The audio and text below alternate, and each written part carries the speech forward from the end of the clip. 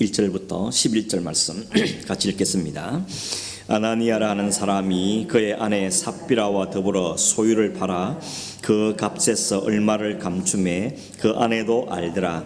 얼마만 가져다가 사도들의 발 앞에 두니 베드로가 이르되 아나니아야 어찌하여 사탄이 내 마음에 가득하여 네가 성령을 속이고 땅값 얼마를 감추었느냐. 땅이 그대로 있을 때에는 네 땅이 아니며 판 후에도 내 마음대로 할 수가 없더냐. 어찌하여 이 일을 내 마음에 두었느냐. 사람에게 거짓말한 것이 아니요 하나님께로다. 아나니아가 이 말을 듣고 엎드려져 혼이 떠나니 이 일을 듣는 사람이 다 크게 두려워하더라. 젊은 사람들이 일어나 시신을 싸서 메고 나가 장사하니라. 3시간쯤 지나 그의 아내가 그 일어난 일을 알지 못하고 들어오니 베드로가 이르되 그 땅 판값이 이것뿐이냐 내게 말하라 하니 이르되 예 이것뿐이라 하더라. 베드로가 이르되 너희가 어찌 함께 꾀하여 주의 영을 시험하려 하느냐. 보라 내 남편을 장사하고 오는 사람들의 발이 문 앞에 이르렀으니 또 너를 메어 내가리라 하니 곧 그가 베드로의 발 앞에 엎드려져 혼이 떠나는지라. 젊은 사람들이 들어와 죽은 것을 보고 메어다가 그의 남편 곁에 장사하니 온 교회와 이 일을 듣는 사람들이 다 크게 두려워하니라. 아멘. 오늘 이 본문의 말씀은 초대 예루살렘 교회에 일어났던 아주 끔찍한 충격적인 사건이죠. 흔히 이걸 가리켜서 뭐라 그럽니까? 아나니아와 삽비라 사건 이렇게 부릅니다. 상당히 당혹스러운 사건이 틀림없습니다. 내용은 이미 우리가 읽어봐서 알겠지만 아나니아와 삽비라 부부가 자기 재산들을 팔은 다음에 그 중에 얼마는 감추어두고 얼마만 교회에 바치다가 즉사한 사건입니다. 이 사건이 일어난 시기가 어느 때인고 하면 지금 1장부터 4장에서 본 것 같지만 예루살렘 교회 분위기가 상당히 좋죠.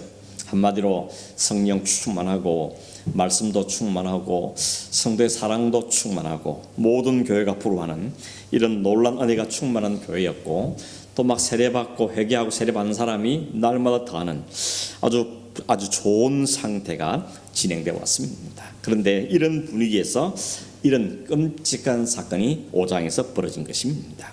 아마 충격이 굉장히 컸을 겁니다. 초대교회에 찬물을 확 끼얹는 이런 사건이죠.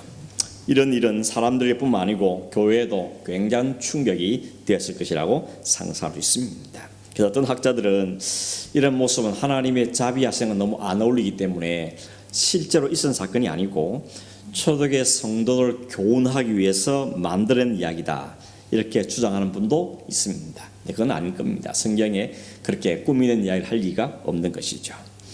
그렇다면 이 한참 왕성하고 부흥하는 이 초대교회에 이런 이 사건을 통해서 성령 우리에게 무슨 교훈을 주기 원하신가, 이 사건을 통해 우리가 무슨 말씀을 듣기를 원하신가 하는 점들을 이 저녁에 잠시 생각해 보겠습니다. 1절에 아나니아와 삽비라 이름이 등장하는데 이들이 자신의 소유를 팔았다 그랬습니다. 그리고 판값을 일부는 감춰두고 일부만 사도들 발 앞에 두었다고 이야기합니다. 왜 이런 일을 했을까요? 이 일을 이해하기 위해서는 앞에 있는 4장 36절 37절에 보면 이런 이야기가 나옵니다. 한번 보시죠. 이렇게 기록되어 있죠. 4장 36절 37절 한번 같이 읽어볼까요? 구브로에서 난 레위족 사람이 있으니 이름은 요셉이라. 사도들이 일컬어 바나바라 번역하면 유로의 아들이라 하니 그가 밭이 있음에 팔아 그 값을 가지고 사도들의 발 앞에 두니라. 이거 보면 아나니아와 삽비라 부부 이전에 자기들의 밭을 팔아서 사도들 앞에 교회에 바친 사람이 있었다는 걸 알 수 있습니다. 그 사람 이름은 요셉인데 별명은 바나바다. 번역하면 뭐라 그럽니까? 위로하는 사람이다. 아마 이 바나바가 사람들을 위로하는데 특별한 은사가 있었던 것 같습니다. 연약한 사람, 또 힘들어하는 사람, 또 영적으로 경제도 어려운 사람, 이런 사람들 볼 때 긍휼의 마음이 생겼어. 그들을 위로하고 격려했던 그런 사람이었던 것 같습니다.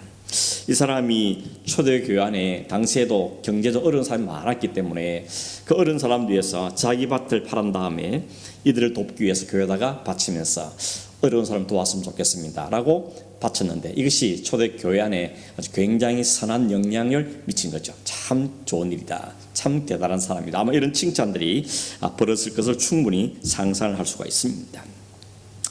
아마도 이 모습을 보았던 아나니아와 삽비라 부부도 우리도 저렇게 하자, 우리도 재산을 팔아가지고 교회에다 바치자, 이렇게 마음을 먹었던 것 같습니다. 이런 마음을 품은 것까지는 전혀 문제가 없죠. 문제는 어디에 있습니까? 당장 그걸 팔아가지고 수중에 돈이 들어오니까 마음에 유혹이 생긴 거죠. 마음이 흔들렸던 것입니다. 그래서 다 바치지 말고 일부는 놔두고 일부만 교회에다 갖다 바치다는 것입니다. 근데 사실은 여기까지도 큰 문제는 아닙니다. 하나님이 다 바쳐야 된다, 떼놓으면 안 된다, 그렇게 말씀하는 건 아닙니다. 그런데 베드로가 이들 부부하는 마음, 속마음을 정확하게 꿰뚫어 보죠. 그래서 3절에 보면 뭐라고 했습니까? 아나니야, 어찌하여 사탄이 네 마음에 가득하며 네가 성령을 속이고 땅과 얼마를 감추느냐. 여기서 우리가 알 수 있는 것은 아나니아와 삽비라 부부의 마음에 사탄이 공격했다는 걸 알 수 있죠. 사탄이 이들 마음을 빼앗아간 겁니다. 이들의 마음을 유혹했다는 것입니다. 여기 사탄이 내 마음에 가득하여 이렇게 말하는데, 마음이란 단어가 헬라 단어 뜻은 뭔고 하면 어떤 공간, 스페이스, 어떤 장소, 이런 뜻이 있습니다. 마음은 스페이스다, 이 공간, 자리라는 뜻을 갖고 있는 것이죠. 여러분, 사람의 마음에 누가 있느냐, 누가 내 마음을, 무엇이 내 마음을 주장하냐, 다스리느냐 따라서 행동은 그렇게 나오는 거죠. 마음에 선한 걸 쌓으면 선한 행동이 나오고, 악한 걸 쌓으면 악한 것이 나온다고 주님께서도 말씀하셨습니다. 근데 성령이 지배하고 있으면 성령의 열매가 맺히는데, 사탄이 마음에 가득하니까 사탄적인 행동이 나오는 거죠. 그게 바로 거짓말이었던 겁니다. 예수님도 그랬죠. 사탄은 거짓의 앞이라고, 거짓말쟁이라고 말씀하신 기억이 있는 것입니다. 사도 바울은 에베소 4장 27절에서 이렇게 말했습니다. 마귀로 틈을 타지 못하게 하라, 이렇게 이야기했습니다. 근데 영어 성경에 보면 그 다음에 넘겨보세요. 하나 더. 너무 많이 넘어갔나? 너무 많이 넘어간 것은 앞에 다시 앞으로 한 칸 더 앞으로, 한 칸 더 앞으로 한 칸 더 앞으로. 네, 오케이. 에베소 4장 27절에 보면 마귀에게 틈을 주지 말라, 이렇게 말하는데, 영어 성경을 번역하면 사탄에게 마음의 공간을 내어주지 말라, 스페이스를 내어주지 말라, 이렇게 돼 있고, 또 NASB라는 성경에는 사탄에게 기회를 주지 말라, 이렇게 번역을 하고 있습니다. 그러니까 사탄에게 마음의 공간을, 자리를 내어주면 안 된다는 겁니다. 그걸 틈이라고 이야기하죠. 틈, 공간, 자리, 기회, 다 같은 의미로 사용되고 있는 겁니다. 왜 그렇습니까? 사탄에게 한 공간을 내주기 시작하면 사탄이 그 공간만 차지하는 게 아니고 전체를 다 지배하려고 하는 거기 때문에 그렇습니다. 그래서 무서운 겁니다. 여러분, 오늘도 내 마음을 성령께 완전히 드리기 위해서 우리는 신경을 써야 되는 겁니다. 그렇지 않고 조금 틈을 주면 그 틈이 기회가 되고 틈이 공간이 되어가지고 그게 다 야금야금 내 마음을 지배해버리는 것입니다. 그렇게 사탄이 우리에게 지배하면 뭐가 나오는 겁니까? 사탄적인 말, 사탄적인 행동들이 나올 수밖에 없다는 겁니다. 그러니 결국 사탄이 가득했던 아나니아와 삽비라에 나온 것은 거짓말이었던 것이죠. 그 거짓말의 결과는 죽음이었던 것입니다. 더구나 이들의 거짓말 대상은 사도들만이 아니죠. 하나님을 향해서 성령이었다고 베드로이 해석하죠. 3절을 보시면 아나니아, 어찌하여 사탄이 내 마음에 가득하여 성령을 속이고 땅값 얼마를 감추었느냐, 이렇게 말하죠. 좀 넘기세요. 다음. 너무 많이 넘어갔어. 한 칸 앞으로. 아닌데? 한 칸 더. 3절 보면 아나니아, 어찌하여 사탄이 내 마음에 가득하여 내가 성령을 속이고, 이렇게 말했죠. 4절에는 어찌하여 이 일을 내 마음에 두었느냐, 사람에게 거짓말한 것이 아니요 누구겠다요? 하나님께로 한 거다, 이렇게 말씀하고 있는 겁니다. 여러분, 아나니아와 삽비라가 어떤 사람인가에 대해서 성경은 별로 정보를 제공을 안 합니다. 그런데 적어도 초신자는 아닐 것이라는 생각이 듭니다. 왜냐하면 그 이름 뜻을 보면 그렇습니다. 아나니아 뜻이 뭔가 하면 하나님은 은혜로우시다, 이런 이름의 뜻입니다. 삽비라는 무슨 뜻인가 하면 아름답다는 뜻입니다. 부모가 지어줬겠죠. 그 부모님 이름 이렇게 지어준 거 보면 그 가정은 믿음의 가정이라는 걸 우리가 충분히 짐작할 수 있지 않겠습니까? 자녀의 이름을 하나는 은혜롭다, 아름답다 이름을 이제 주었으니 이들의 이름을 따라서 봐도 사실은 믿음의 사람이 있는 사람이라는 걸 알 수 있겠고, 또 선뜻 자기들의 재산을 팔아서 내놓은 땅만 봐도 이들이 교회를 위해서 헌신도 할 수 있는 사람이라는 것을 우리는 충분히 알 수가 있는 것입니다. 그런데 문제는 뭔가 하면 그런 아나니와 삽비의 마음속에 사탄이 들어가 버렸다는 겁니다. 지금 초대교회 분이 어때다 그랬습니까? 4장 31절에 보면 무리가 다 성령이 충만하여 이렇게 말하죠. 무리가 다 성령이 충만하여. 여기 무리는 초대교회 성도들 이야기하는 것입니다.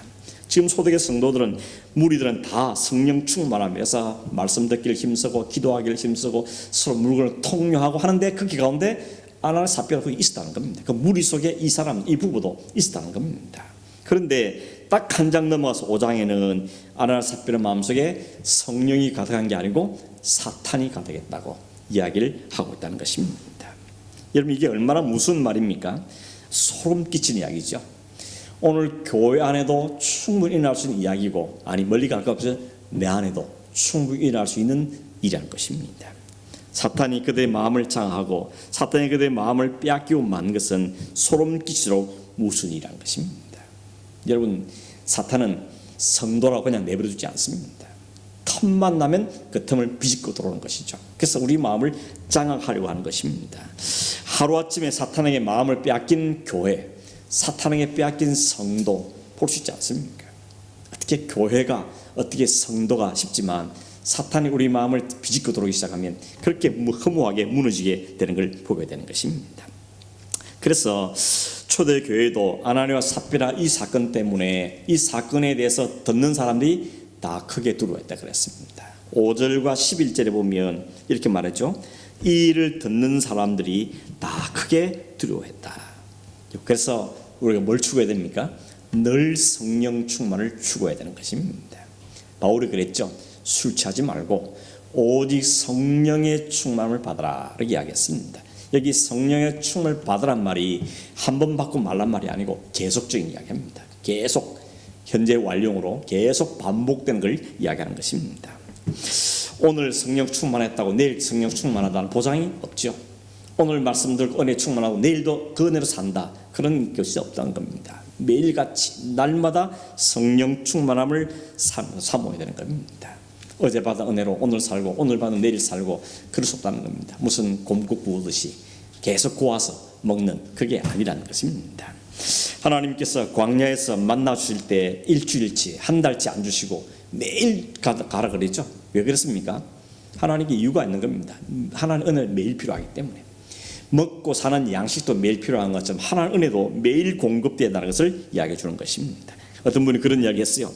일주일에 한 번 들은 설교 갖고 일주일을 능히 버틴다. 그 사람 대단한 믿음이거나 아니면 대단한 모험을 하는 것이라고 그렇게 이야기한 걸 들은 적이 있습니다. 우리는 매일 말씀을 듣고 읽고 묵상하고 매일 기도하고 매일 성령의 충만함을 사모하며 살아야 될 이유가 있는 겁니다. 왜냐하면 그렇지 않으면 나도 모르는 사이에 사탄에게 공간과 기회를 내주고 사탄이 우리 안에서 역사할 기회를 내주고 말기 때문에 그런 것입니다.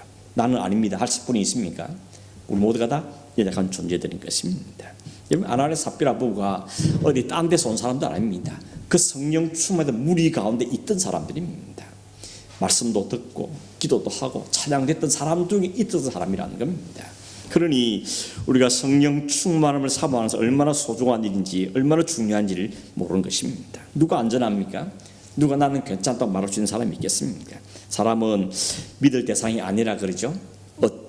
여지가 없이 다 우리는 모두가 죄인들인 것입니다. 그러니 우리가 힘쓸 것은 성령 하나님으로 충만한 것이 우리가 날마다 힘써야 될 부분인 것입니다.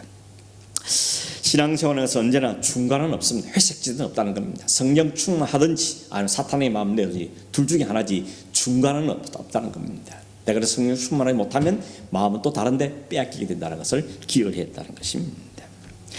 여러분, 하나님은 아나니아와 삽비라 부부의 모습을 통해서 또 우리에게 기억나게 한 사람이 있죠. 그게 바로 에덴 동산의 아담과 하와입니다. 하나님이 만들 때 서로 돕는 배필이 되라고 서로 도우라고 만들었죠.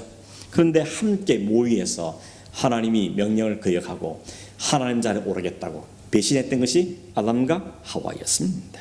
여기 아나니와 삽비라도 마찬가지죠. 이들이 함께 소유를 팔고 처음부터 일에 공모했다는 걸 알 수 있죠. 1절을 다시 보시면 이렇게 되어 있습니다.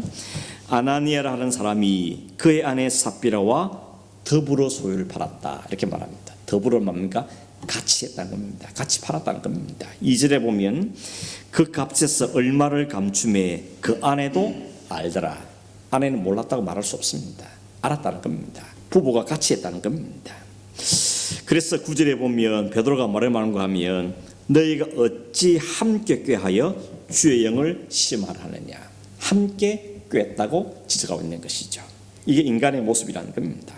여러분, 선한 일 좋은 일 할 때는 그렇게 마음 같이 안 하다가 꼭 나쁜 일 할 때는 어떻게 마음이 하나가 되는지, 이게 인간의 모습이죠. 죄악된 인간의 모습인 것입니다. 평소에는 부부싸움을 그렇게 잘하더니 이런 때는 좀 부부싸움 했어야 되는데 이때는 부부싸움 안 하고 딱 하나가 되고 철떡같이 마음이 합해가고 이렇게 성령을 속이고 하나를 속이는 일은 같은 마음 품고 있는 걸 보게 되는 겁니다. 둘 중에 하나라도 여보 이러면 안 되지 않나요? 이렇게 했어야 되는데 그런 말 하지 않고 똑같은 마음이 되고 말았다는 것입니다. 가끔 그런 부부 있죠. 저 부부가 어떻게 같이 사나 이런 생각이 드는데 알고 보면 저래서 같이 사는구나 이렇게 생각될 때가 많지 않습니까? 여러분, 반대로 하는 경우가 많다는 겁니다. 돕는 배필이란 말은 서로 약점을 보완하고 진실에게 충고하고 사랑으로 격려하는 그것이 돕는 배필인데 안타깝게도 둘 다 사탄에게 마음을 내어준 것입니다. 그 안에 틈을 타고 들어오는 그 탐심이 결국 사탄에게 이용을 당하고 목숨까지 잃는 안타까운 결과를 낳고 말았다는 것입니다. 또 한편으로는 하나님 어떤 분이 우리에게 보여주죠. 하나님은 거짓을 용납하지 못한 분입니다. 하나님은 거룩하신 분이라는 것이죠. 하나님 거룩하신 분에게 거짓을 용납할 수 없는 분이라는 것입니다. 그래서 요한일서에 보면 하나님은 미쁘신 분이라 그러죠. 미쁘다 말은 신실하다, 정직하다, 혹은 진실하다 는 뜻이죠. 시편 5편의 5절에 보면 하나님은 거짓말한 자를 멸망시키는 분이라고 말씀하고 있는 겁니다. 여러분, 베드로가 문제 지금 삼고 있는 것은 그들의 재산을 다 안 바쳤다는 게 문제 삼습니까? 단지 재산을 왜 감추어뒀냐, 왜 다 안 바쳤냐, 그것이 문제가 아니고 4절에 보면 말하는가 하면 땅이 그대로 있을 때에는 네 땅이 아니며 판 후에도 네 마음대로 할 수가 없더냐 이렇게 묻습니다. 이 말은 무슨 말인가 하면 하나님께서 땅을 다 안 바쳤기 때문에 벌 주었다 그 말이 아니라는 겁니다. 처음부터 과정간에 그들이 생겨진 탐심이 문제였다는 것입니다. 우리가 하나님께 하나님만큼 헌금하고 싶습니다 했는데 사정이 너무 형편이 여의치 못하고 하나님 죄송합니다 절반밖에 못 드리겠네요. 그런데 하나님께서 안 돼, 빚을 내서 내놔, 그렇게 하신 분이 아니라는 겁니다. 뭐가 문제입니까? 속이려 했다는 것입니다. 일부를 가져왔으면 이랬으면 아무 문제가 안 생길 텐데 전부입니다 이렇게 말한 거죠. 베드로가 물었지 않습니까? 이게 전부냐 했더니 예 전부입니다. 그때 하나님이 하나님을 속이려고 그러냐, 성령을 속이려고 그러냐 라고 베드로가 지적하는 걸 보게 되는 것입니다. 하나님은 돈이 없어가 부족해가지고 우리한테 빚을 내서라도 다 가져와, 그렇게 하나님이 아니라는 것입니다. 정말 하나님 문제 삼은 건 뭐겠습니까? 왜 이렇게 하나님께 모질게 심하게 그냥 죽이셨을까? 꼭 그렇게 했어야 될까? 이런 의문이 들 만한 행동을 하신 이유가 뭘까 하는 것입니다. 우선 이를 좀 더 이해하기 위해서 구약의 한 예를 보면 여호수아 5장에 보면 이런 이야기 나옵니다. 이스라엘 백성들이 광야 40년을 끝내고 요단강을 건너서 가나안 땅에 드디어 들어갔을 때 첫 번째 만난 성이 여리고성이었습니다. 여리고성은 크기가 너무 크고 높이도 높고 성벽 두께가 자동차 2대가 지나갈 만큼 두께가 어마어마했다는 겁니다. 여러분, 자동차 2대가 지나갈 정도 성벽 두께라면 이거 무너지는 게 쉽지 않습니다. 그런데 어떻게 무너졌습니까? 소리를 질렀더니 성벽이 와르르 무너졌다 그랬죠. 도대체 얼마나 큰 소리를 지르면 그 두꺼운 성벽이 무너졌습니까? 과학적으로 상식적으로는 이해가 안 되는 것이죠. 거기에 대해서 그 이유를 분명히 밝혀주는 게 여호수아 6장 2절입니다. 자, 여호수아 6장 2절 한번 보시겠습니다. 이렇게 됐죠. 여호와께서 여호수아에게 이르시되 보라, 내가 누구죠? 하나님이 여리고와 그 왕과 용사들 내 손에 넘겨주었으니 백성은 다 큰 소리를 외쳐 부를 것이라. 그리하면 그 성벽이 무너져 낼 것이다. 사람들 소리가 너무 커가지고 그 소리의 울림 때문에 성벽이 무너진 겁니까? 아니죠. 하나님께서 그 성을 그들에게 넘겨주었기 때문이라는 것입니다. 이미 하나님께 말씀하셨죠. 이렇게 하면 될 거다라고 말씀하셨던 것이고, 백성들이 순종하죠. 언약궤면 제사장이 제일 앞장서지 않습니까? 하나님의 임재 상징 언약궤가 제일 앞에 가고, 백성들은 그 언약궤를 쳐다보면서 그 뒤를 따라서 하루에 한 바퀴씩 성을 돌았습니다. 그건 무슨 이야기입니까? 하나님만 보고 가라는 것이죠. 그래서 하나 더 부탁한 게 있죠. 입을 다물라는 겁니다. 침묵하고 성을 돌라 그랬습니다. 만약에 입을 열고 내뒀으면 어떻게 됐을까요? 뻔할 뻔짜죠. 얼마나 말들이 많았겠습니까? 야, 이렇게 되는 거야? 이런다고 성이 무너지겠어? 이 무슨 짓이야? 얼마나 불평불만이 많이 생겼겠습니까? 그 성만 쳐다보면 기가 죽고 불가능해 보이고 안 되는 이유를 조목조목 이야기하게 되는 것이죠. 그래서 하나님께서는 오직 앞에 있는 언약궤만 쳐다보고 가라고 그러는 거예요. 입을 닫고 가라고 말씀하는 겁니다. 하나님을 향한 시선을 다른 데로 돌리지 말라는 이야기죠. 우리가 하나님만 쳐다보다가 시선을 딴 데 돌리는 순간 빠져드는 겁니다. 베드로가 그랬죠. 주님, 물 위를 걸어갔으면 좋겠습니다. 오라고. 주님만 보고 걸어갈 때는 걸어갔었는데 파도를 보니까 갑자기 무슨 마음 생기고 바다에 빠졌던 것이죠. 우리에게 딱 말해주는 겁니다. 하나님만 쳐다보라. 시선 고정하라는 것입니다. 하나님의 상한 시선을 딴 데로 돌리는 순간 우리에게는 불안, 염려, 걱정, 무서움, 공포가 우리를 엄습해오고 거기에 한번 사로잡히면 헤어나오기가 어렵다는 것을 우리에게 말해주는 것이죠. 그래서 여리고를 돌 때 언약궤만 쳐다보라고 이야기하고 아무 말도 하지 말라는 겁니다. 입을 닫으라는 겁니다. 불평불만을 하지 말라는 것입니다. 오늘 우리의 가정을 깨뜨리고 우리의 관계를 깨뜨리는 대부분의 첫걸음은 말에 있지 않습니까? 친구 관계가 깨어지고 혹은 사회나 교회 안에서도 여러 가지 문제 생기는 그 출발점은 언제나 말에 있는 것을 우리는 이미 경험적으로 아는 것입니다. 그래서 A.W. 토저라는 분이 이런 이야기를 했습니다. 그리스도인의 경건 훈련에서 가장 중요한 것은 침묵 훈련이다. 왜냐하면 침묵을 배우지 않고는 하나님의 음성을 들을 수 없기 때문이다. 하나님께 나갈 때 가장 중요한 것은 일단 입을 닫으라는 것입니다. 하나님만 쳐다보고 하나님께만 말씀하고 하나님 말씀을 들어가게 하는 것입니다. 눈은 하나님께 고정하고 입은 침묵하고 하나님만 신뢰하라고 하나님 분명하게 말씀하시. 이것은 여리고 성 무너질 때만 아니고 오늘 우리의 삶은 여전히 적용되는 원리인 것입니다. 하나님만 잘 쳐다보고 시선 하나님께만 잘 고정하고 세상도 사람 말에도 어떤 것에 휩쓸리지 말고 주님만 딱 쳐다보고 그 길을 걸어가야 되고 말을 입을 닫고 불평과 원망을 쏟아놓지 말고 하나님만 신뢰하면 그 길을 가라고 이야기하십니다. 그렇게 했더니 어떻게 됐습니까? 상식적으로 과학적으로 이해가 안 되는 일이지만 하나님 말씀에 순종했더니 그 큰 성 여리고가 난공불락의 성이 와르르 무너져서 돌 위에 돌 하나 쌓였을 만큼 완전히 무너졌다고 말씀하고 있는 것입니다. 그런 다음에 하나님 한 가지 명령을 주신 게 있습니다. 그게 뭔가 하면 이 성에서 얻는 전리품들은 아무것도 가지면 안 된다. 다 하나님께 바치라고 얘기했습니다. 왜 그랬을까요? 이 전쟁이 첫 번째 전쟁이기 때문에 그렇습니다. 앞으로 가나안의 전쟁을 많이 해야 되는데 7년 동안 계속 해야 되는데 수많은 성도 싸워야 되는데 이 성은 첫 번째 성입니다. 이 성이 어떻게 이겼습니까? 백성이 한 건 아무것도 없죠.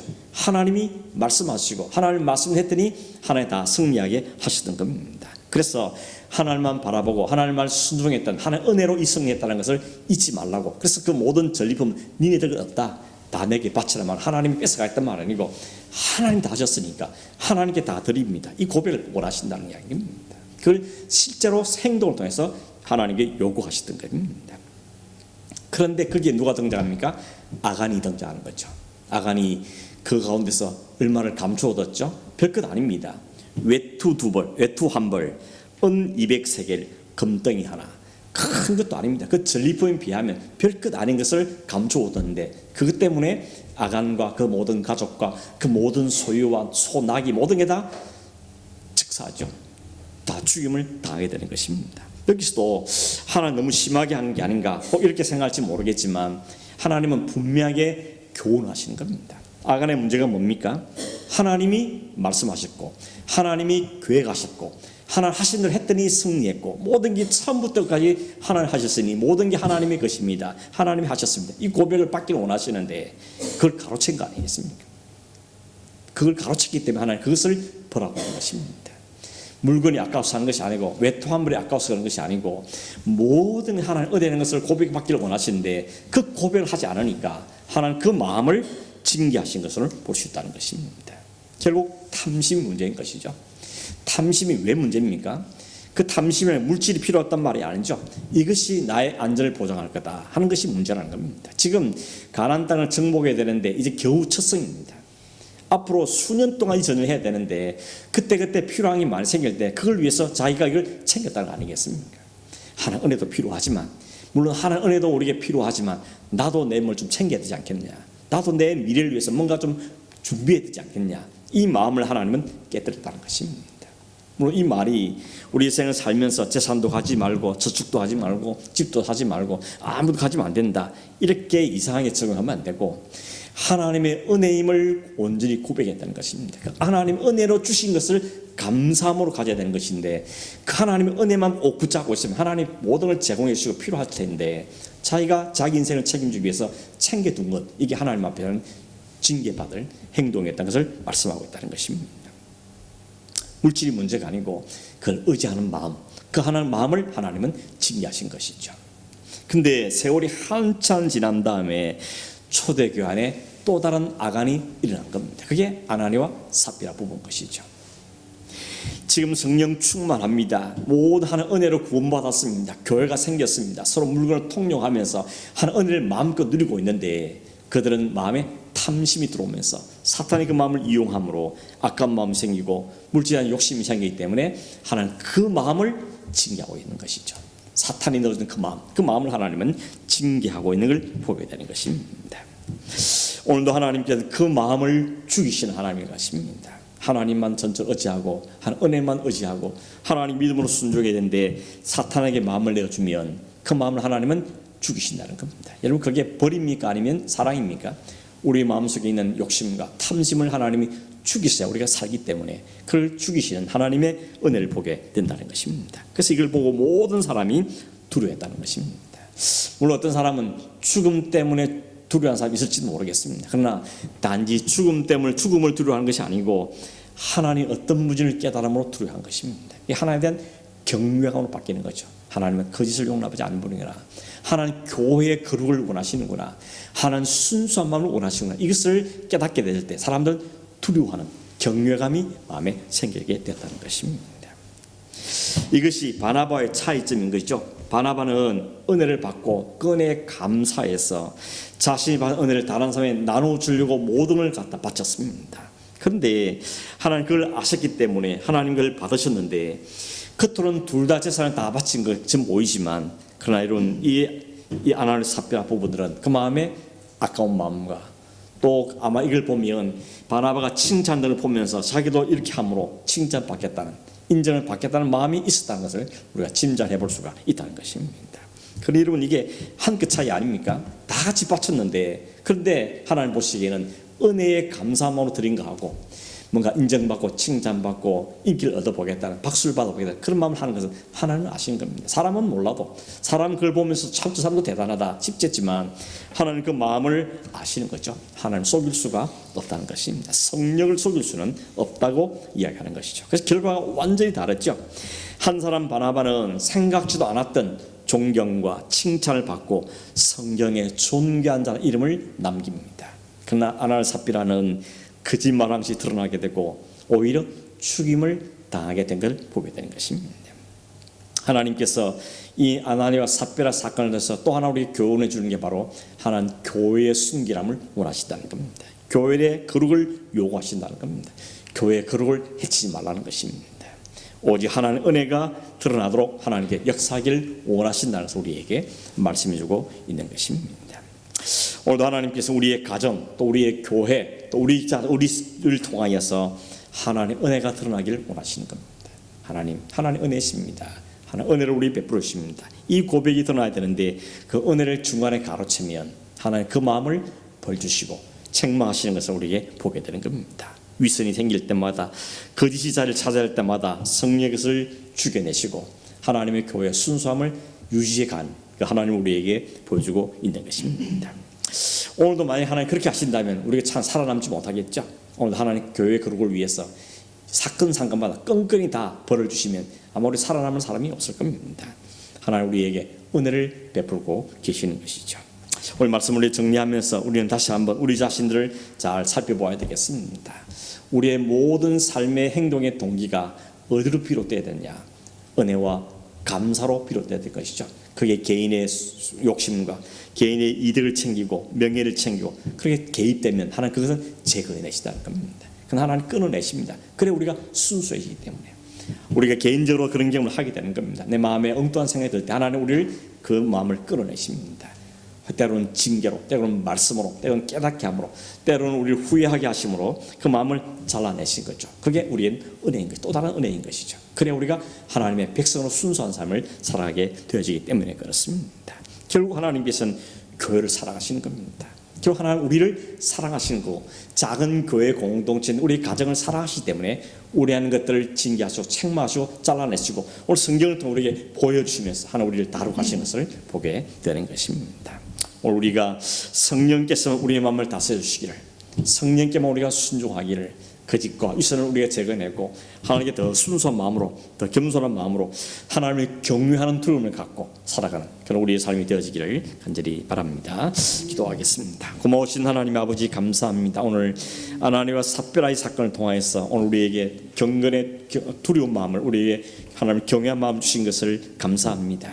아버지 하나님, 연약한 저들이지만 이 말씀을 잘 기억하면서 날마다 성령의 충만함 받기를 원하고 악한 것들의 마음을 틈타지 못하도록 기회를 주지 않도록 우리 마음을 잘 다스려 주시기를 간절히 원하오며, 혹이라도 우리 마음에 그런 마음 생길 때마다 주님 우리의 것을 제거해 주시고 우리의 거룩한 마음을, 순수한 마음을 유지해 갈 수 있도록 성령 우리를 이끄시고 인도하여 주시옵소서. 우리 가정을 그렇게 돌아봐 주시기 원하고 이 시대에 세워진 하나님 교회들을 그렇게 잘 다스려 주셔서 하나님 영광을 받으시고 온 백성들이, 온 나라들이 하나님을 경외하는 아름다운 교회 공동체를 이루어가도록 축복하여 주시옵소서. 그러하신 예수님의 이름으로 기도하옵나이다. 아멘.